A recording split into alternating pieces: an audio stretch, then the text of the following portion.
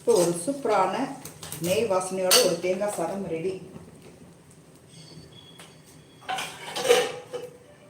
இதை நம்ம ஒரு பவுலில் மாற்றிக்கலாம்.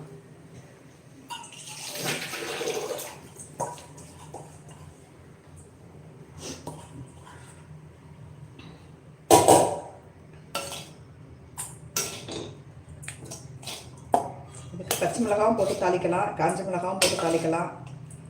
நான் ஒவ்வொருத்தரையும் பச்சை மிளகாய் தான் போட்டு தாளிச்சிருக்கேன். சரி, அதனால் இந்த தடவை வந்து காஞ்ச மிளகாய் போட்டுக்கலாமேனு காஞ்ச மிளகாய் போட்டு தாளிச்சிருக்கேன். ஒரு 2 மிளகாய்.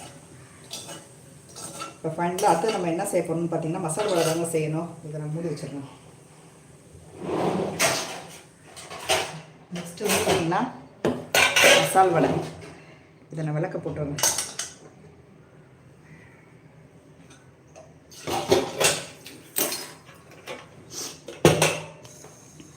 இப்போ வந்து பார்த்திங்கன்னா எல்லா வகையான சாதமும் செஞ்சு வச்சு இது பாருங்கள்.